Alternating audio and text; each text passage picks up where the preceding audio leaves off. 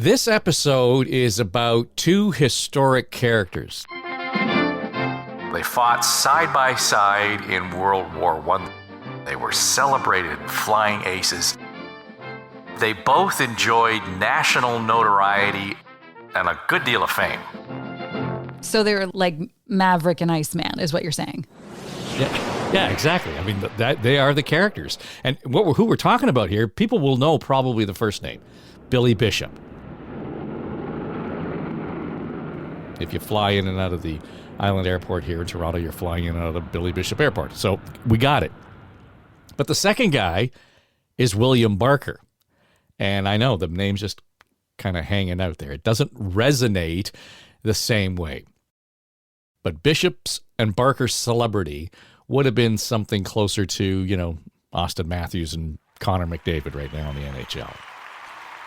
So if these guys were the Maverick and the Iceman, the Tom Cruise and the Val Kilmer, the Matthews and McDavid stars of the day, how did Barker fall off the radar? I talked to Jason Wilson for this episode. He's a history prof at Guelph University. And he told me these two guys had the same pedigree, the same credentials. They're both from this fighter pilot archetype that, we might see in Top Gun, where they're both in that ever in the hunt for adventure. But it comes down to one basic difference. Bishop, for all intents and purposes, was born to be a PR hound. You're absolutely correct. Bishop had a way of self-promotion that Barker certainly did not. But even at that, nearly 100 years after his death, still, Barker's an all but forgotten character. There has to be more to this story, though, than just good PR. Like, how does one end up being celebrated as the national hero, and then the other one just kind of more or less disappears? Yeah, well, it's a good question, and there are real attempts to sort of revive that memory and the character. So I want to bring in our friend and colleague, John Wright, to the story. Our listeners will probably know him as the veteran pollster and the researcher. So this all starts with John browsing through a bookstore on the south side of the downtown University of Toronto campus. I actually was around Spadina Crescent one day, and there's a bookshop there, and I went into it and I found a book on the shelf by Mike Filey. And John just picks up a book, and it was written by a local Toronto historian, the late Mike Filey, talking about the people who had been buried in Mount Pleasant Cemetery. And so, like a total geek, I picked up the book. Now, the book chronicles the lives of some of the people buried in one of the largest cemeteries in Toronto. Today, Mount Pleasant, right in the middle of the city. 100 years ago, it would have been on the northern edge of town.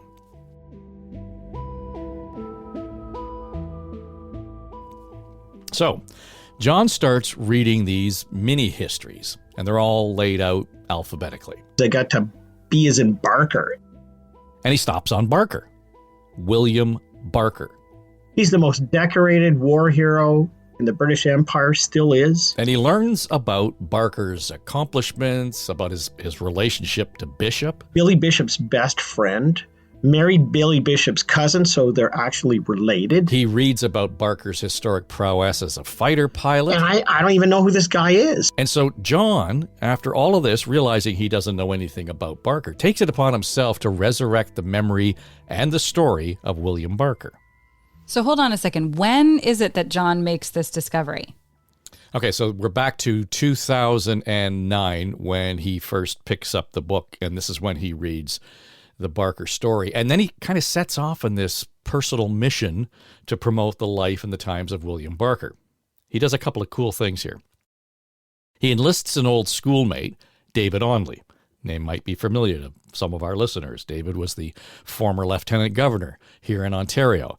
And he also made contact with one of Barker's three grandsons, Ian Mackenzie. And they gather to help promote and get this project off the ground. And in 2010, the stars kind of begin to align for them. We were able to put together a group of people, and through that got some financing for a monument that would go in front of the Mount Pleasant Cemetery mausoleum. So John and the group want to erect this proper monument for Barker in Mount Pleasant Cemetery. And it's a bronze piece of art that shows the half propeller of a Sopwith Camel aircraft. And it was all with the family's approval that we put that there with Barker's face on it and a couple of other things written about him. All intents and purposes, it's a piece of art, and it's going to sit outside the mausoleum that holds Barker's remains at Mount Pleasant. We then unveiled it to a very large crowd. The unveiling is emotional. It's a beautiful ceremony. We had World War I planes that came over the top of the mausoleum as we were saying, and it was quite the thing. Okay, so end of story. Barker gets the monument, and good on John for making the effort. Well, yeah, there's a bit of a gap, though, in between, because the best part of the story is how much of a challenge it was to get the monument there. It was not a straightforward affair in any stretch of the imagination. So John's initial inquiry to Mount Pleasant presents a major obstacle. There are no monuments in Mount Pleasant Cemetery. There's no shortage of elaborate gravestones and markers at Mount Pleasant, but as a matter of policy, the cemetery does not allow monuments. My first encounter with Mount Pleasant Cemetery was, we can't put a monument up. And I thought, well, why don't we just put a rock over here by the mausoleum if you can't? No, can't do that. So John has, I got to get plan B. Mount Pleasant won't allow the monument at Barker's burial site. He's thinking out loud, and he's making the plan to move Barker's remains to a cemetery in Ottawa that would allow for a monument and a ceremony fitting his stature in the RCAF. So I actually returned home, and then I started talking to the Mackenzie family, and I actually wrote out an email saying, under consideration, would you consider taking him to Ottawa, like exhuming the body and putting on a parade like the fallen heroes and having it across Ontario, where they would go then to the National Cemetery and have him reburied there. So he pitches the idea via email to Barker's family. And I described it in kind of a creative way, with a helicopter going up above and people coming out to see it and waving their flags, because the whole idea was to make him come alive. And almost immediately, within hours, oddly enough, John gets a call from the folks at Mount Pleasant. I got a call the next day, and it said, can you come over to the mausoleum, please? And I went over, and they said, look, why don't we put this monument here, and we go down, and we can do the door, and we can do all this stuff. And I was astonished. I thought, holy geez, what's happened here? And I got in the car, and I remember this so clearly, and there was a knock at the window, and I downed the window. He looked at me and said, so he's staying here, right? And I went, yeah.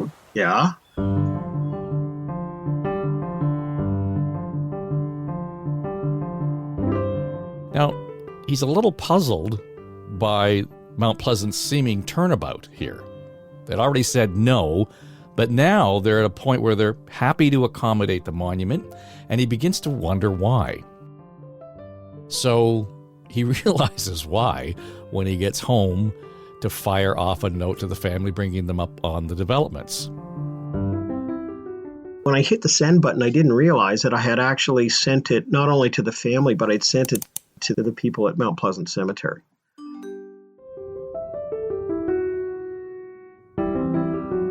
I honestly did not know that I'd done that. Yeah, John had mistakenly sent the Plan B email to Mount Pleasant at the same time he sent it to Barker's family. Hence the so he's staying question. Yeah, and it's kind of funny. And, John, you could hear it in his voice when he tells the story.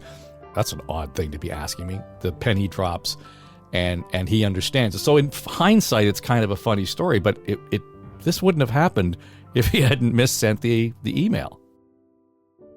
Okay, but it also gives you a sense of the passion and resolve John had for this whole project. I mean, they were at least discussing, if not considering, the possibility of exhuming Barker's body and moving him to a place where he'd be acknowledged. You're right, but to be clear, in the long run, they never would have moved Barker's body, just because it would have had so many implications on the family as a whole. The second part of this is Mount Pleasant Cemetery has become a really important partner in this whole project with John Wright and, the move to promote and support the memory of William Barker. And that includes a number of Remembrance Day services that they've held over the years, specifically at Billy Barker's monument. But again, as a result of John's misdirected email, Barker's monument right now, the only one in Mount Pleasant. So, I mean, that's awesome to hear that he's getting his due. Like, what has it been, 90 years? Yeah, so almost a 90 years since World War I. But all of this, to me, still doesn't fully explain why Barker sort of faded into obscurity in the background. Okay, let's go back to Jason Wilson, because as he told us, Billy Bishop loved the limelight, right? He was a self-promoter. Barker, not interested or inclined for self-promotion. And there's a constant narrative here when you dig in and you find out more about Barker. He was not the greatest guy to be around all the time. Barker probably was his own worst enemy. If you look at his post-war career, nothing lasted very long. Now remember, Barker, Bishop, both adrenaline junkies, right? They had to be in order to be as great as they were in the cockpit in the Sopwith Camel. That's the biplane that Barker flew during the war. He defied death and won over and over and over again. And now you get to post-war, and it was a pretty rough transition to go from the open cockpit. He's waging dogfights of the skies of Europe, and then now into the shirt and tie office job world. Who gets that kind of chance to face death over and over again and win like he did in the First World War, and then to bang, stop, that's it. What else can you do? But Billy Bishop would have faced that exact same kind of abrupt identity transition, right? Yes, he did. But there are two notable differences, first, between Bishop and Barker. We talked about the first one. Bishop is the PR hound. He's the self-promoter. On the other hand, Barker is the guy who was severely wounded during his career as a fighter pilot. So in 1917, he suffers a head wound from anti-aircraft fire. And in the course of it, he passes out in the cockpit, all right? He is revived by the observer. Now, this is the guy who's sitting in the seat in the front of the plane. And he wakes up to the observer pouring alcohol down his throat. That's how he wakes him up. Whoa. Yeah. And he manages to regain control of the aircraft. The aircraft crashes, but the two of them survive it. And all that's good. But then he's severely wounded in a dogfight in 1918. He's not quite as lucky a year or so later. He's almost mortally wounded. He has his elbow blown off. He's shot twice others. His legs are permanently damaged. His left arm it's got limited movement. And he ends up in a field alive, and they take him to the surgery to get fixed. And he's so famous at that moment, there are even photographs of him on the table with doctors and the nurses standing behind the gurney. Barker will survive a dogfight where, by all accounts, he was severely outnumbered by enemy fighter planes, but it leaves him disabled. And so even though he's a Victoria Cross recipient, he couldn't even walk the few paces that was necessary to collect the Victoria Cross at Buckingham Palace when he got it in 1919. So there's that physical side as well that must have worn down on a man that was, while he was only 35 when he died, was probably very, very much older, given the war wounds, physical and emotional. Now remember, Barker was a guy in his early 20s when he fought in World War I. So the physical damage may have been treated to some extent in hospital, but emotional trauma would have been all but ignored at the time. We didn't know about PTSD, never mind treat it. It was a sort of buck up and get back in the game feel to it, right?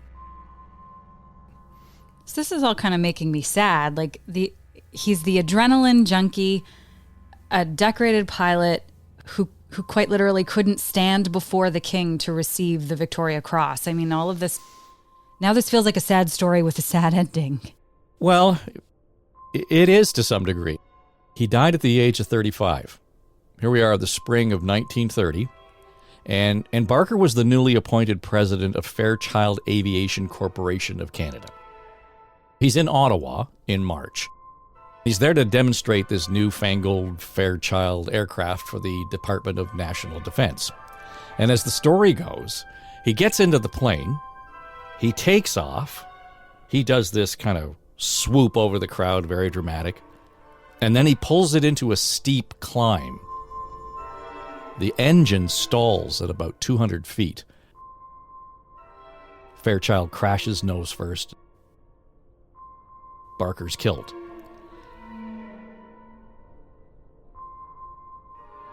Given his experience, given his position at Fairchild, it's hard to understand how he would have made such a fatal error. I mean, he was pushing that aircraft well beyond its limits. There's some doubt as to, he maybe hastened that himself. We'll never know, obviously. Now, there's not a lot of commentary or observation about his thinking prior to that flight, but one notable business associate, whom Barker taught to fly, actually, during the war, remembered him for his fearlessness. His war wounds left him pain-ridden, and I believe few men have suffered more than he has, and yet maintained an outward calm and genial disposition.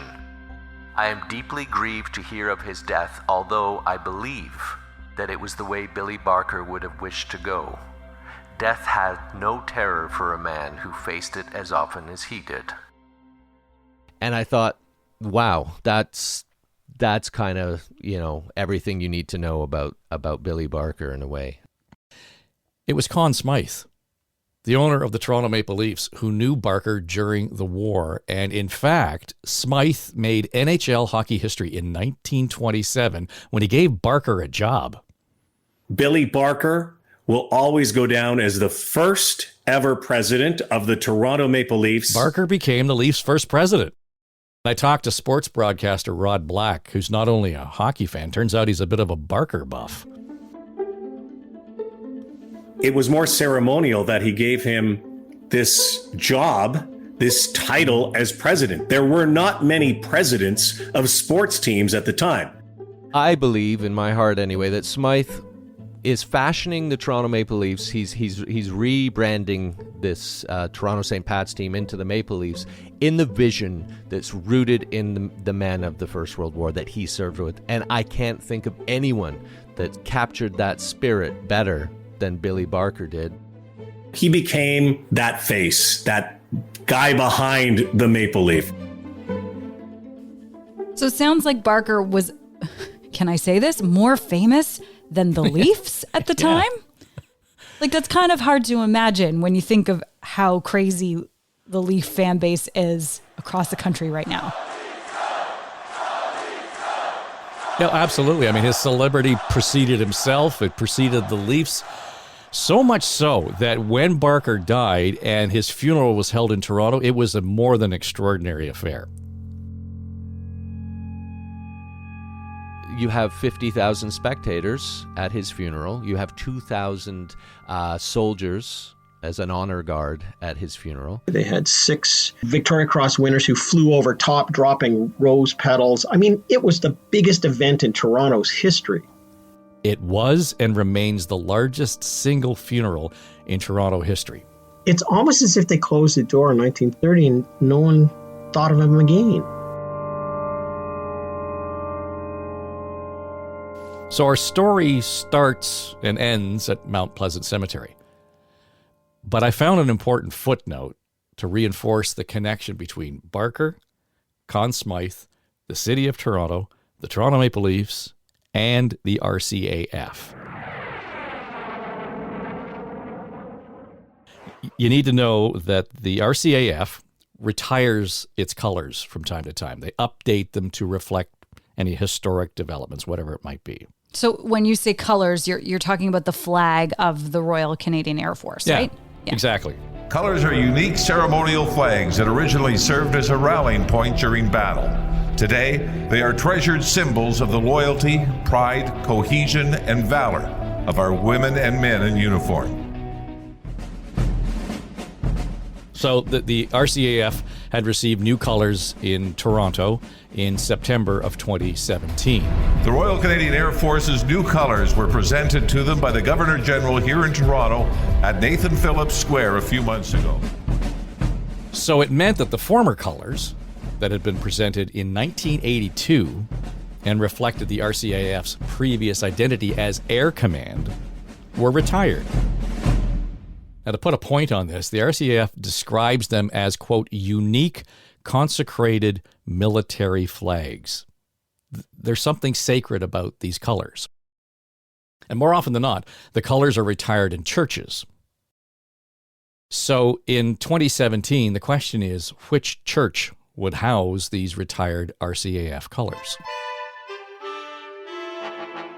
Commander Mike Hood at the time, who's an avid Montreal Canadiens fan, said the birth of the RCAF was actually in Toronto.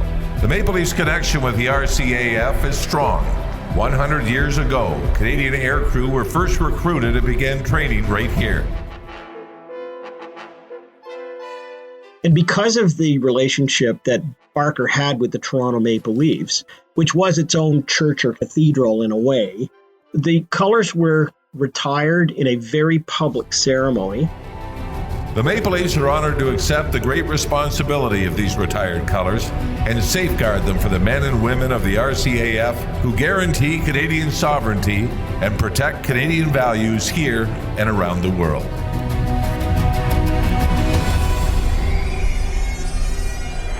So if you go there in Raptor Square and you look just to the left, there's a cutaway in glass, and it's the two sacred flags looking at each other, and you can see it from both sides.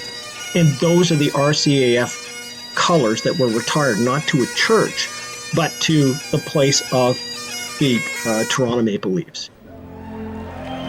The Toronto Maple Leafs are honored to accept the colors of the Royal Canadian Air Force.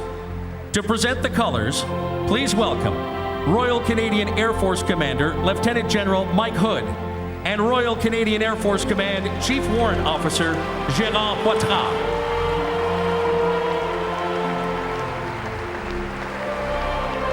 And to accept the RCAF colors on behalf of the Toronto Maple Leafs, please welcome Leafs alumni Daryl Sittler and Darcy Tucker. So there's a Barker connection right to the Toronto Maple Leafs to this day. And the RCAF under Mike Hood, again, a Montreal Canadian fan, said, gotta go there because that's where it belongs. Ladies and gentlemen, please rise and remove your hats.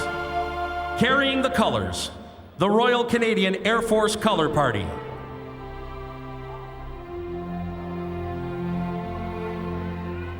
So we've got Scotiabank Arena, home to the Leafs, and Mount Pleasant Cemetery. They're really the only two sites in Toronto that acknowledge Barker. Now, there was an airfield located in the Lawrence and Dufferin area. If you know the neighborhood, it's just south of the Yorkdale Shopping Centre right now in North York. And it was named after Barker. So it was initially the National Air Transport Airport, and it became Barker Field in 1931. So that's gone. Nothing there. But you know what we do have right there is Billy Bishop Way.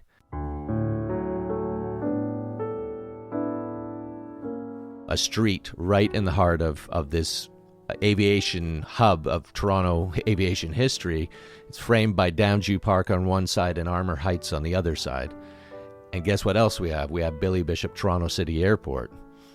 And I think there are other sort of things on the periphery, like art, for instance. We have Billy Bishop Goes to War, very popular musical by Eric Peterson and John Gray that gets reprised every now and then in the theater. So you have this payment, if you will, of Bishop's name constantly in the ether just to remind people or in some cases introduce people to Billy Bishop and his great First World War achievements. We don't have that for Barker. And yet, we're talking about the most decorated serviceman in Canadian history. You know, a VC, a DSO, Military Cross, a Croix de Guerre, like, he's got them all. And yet, not too many people have heard of that name, and yet everyone has heard of Billy Bishop.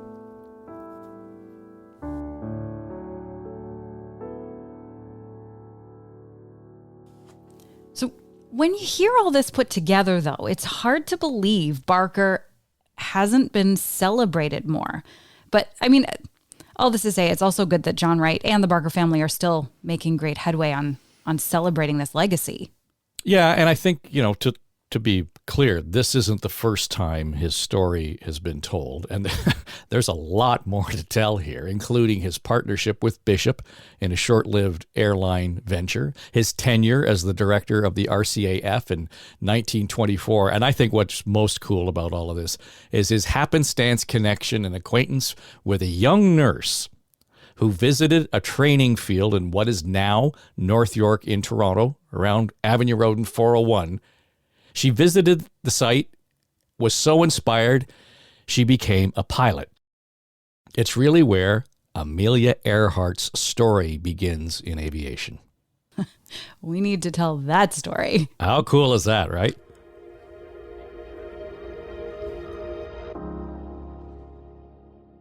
This Now and Next series, Pathway to the Stars, is produced for the RCAF Foundation by Story Studio Network. And we'd encourage you to go over to their website, check them out, rcaffoundation.ca. And while you're there, you may want to consider donating to the RCAF Foundation scholarships offered to Canada's next generation of aviation and aerospace leaders like Evan Schonfeldt. When I was in high school, we have a convention where colleges and universities can set up booths at our high school, and we can walk around and talk to different representatives who will talk to us about their respective schools. I went to the Royal Military College booth and I started talking to the representative there. I told him I wanted to be a military photographer and what my goals were. He told me that there weren't any positions available at that time, but if I wanted to get into the college and start looking at other fields of study that interested me, I would be there and ready for when a position opened up. So I started talking with him about my likes and dislikes, and he started explaining some of the programs that he thought I would enjoy. When he started talking about aerospace engineering, I fell in love. Right then and there, it hit me. That was exactly what I wanted to do for the rest of my life. So all of my goals, everything that I've done since then, has been working towards a career in aviation. Your money helps with those ambitions and those dreams. Again, go to rcaffoundation.ca and make a donation today.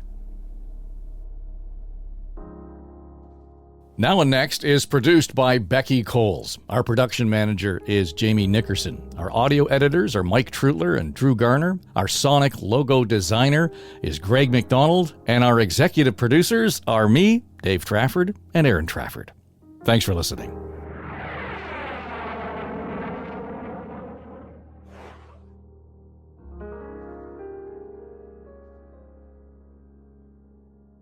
This is SSN. Story Studio Network.